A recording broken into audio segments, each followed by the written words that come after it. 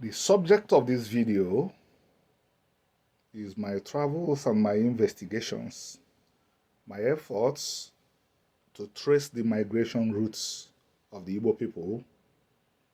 Of course, I wasn't taken in by the trope, the chauvinistic nonsense, the meaningless trope that the Igbos had always been where they were.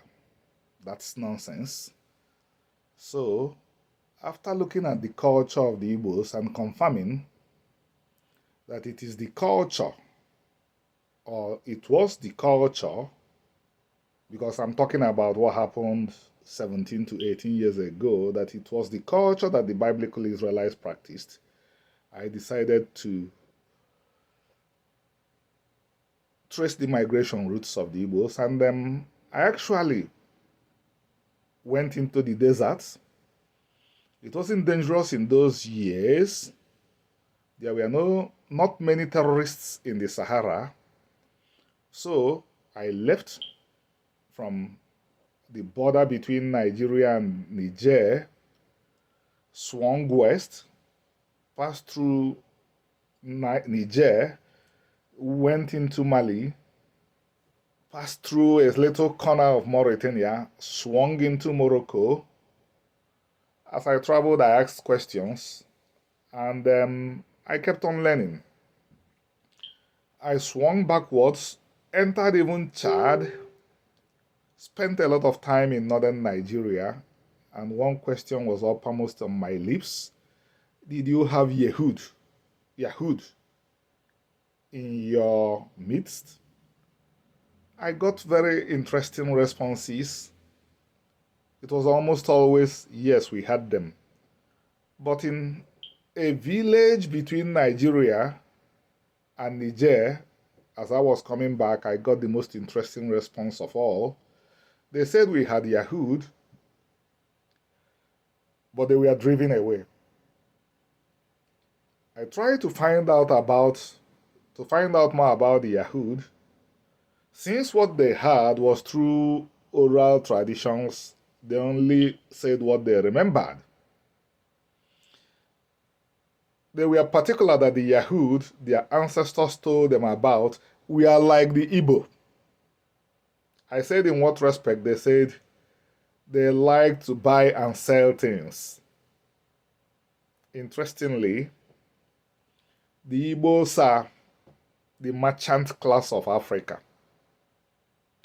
Truthfully, Nigeria's anti-Igbo policies forced a lot of Igbos into buying and selling, but Igbos are super equipped to buy and sell to succeed in that.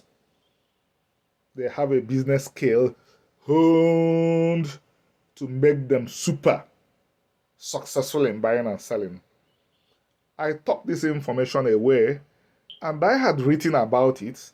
By the way, this information was given to me by people that sometimes they will refer to themselves as Hausas, sometimes they will call themselves Fulanese, sometimes they will even say they were Beriberi, some say they were Tuaregs, and some other things that you find in northern Nigeria. I took this information away, and I was wondering, who could? I wanted to know more about this, and research never ceases. The more you get engaged, the more you hunger to know more. Well, I only pieced everything together recently. You heard about that great empire that existed in West Africa called Songhai. This empire extended into what became northern Nigeria. And in that year that the Jews were thrown out of Spain and Portugal, that same year, Askia Muhammad the tyrant told the Jews in his domain, the Yahud, the Hebrews, the Israelites, convert or leave. And they left. And I'm boldly saying, they walked downwards, they fled downwards, and joined their brother Hebrews by the banks of the Niger. The Niger is a waterway. Kora in Hausa They simply took ship and sailed until they ended up where the older Hebrew communities were based.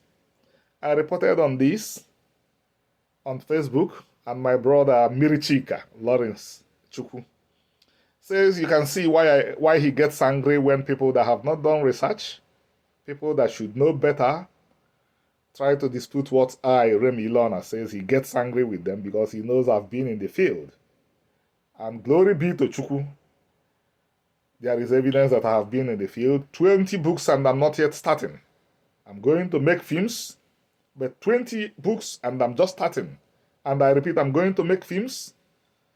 And then Zerabi Luke Chimoba said that he had also engaged northern Nigerians and they told him that there were Yehud among them. Remember, northern Nigeria was part of the Songhai Empire, and he said that his informants told him that they could still point to some, but that once you identify them, they flee away.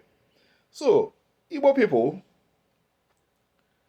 the evidence is sublime, it is impeccable, and it's even lying in the emotions.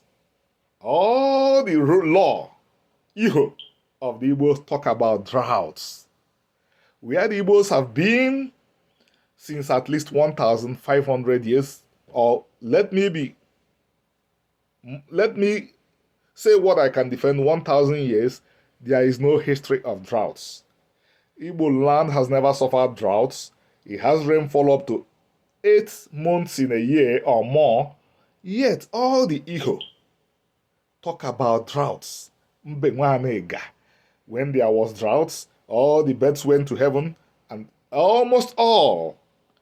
It means we once dwelled in a land that had little rainfall, and as we all know, the land of Israel suffered droughts periodically.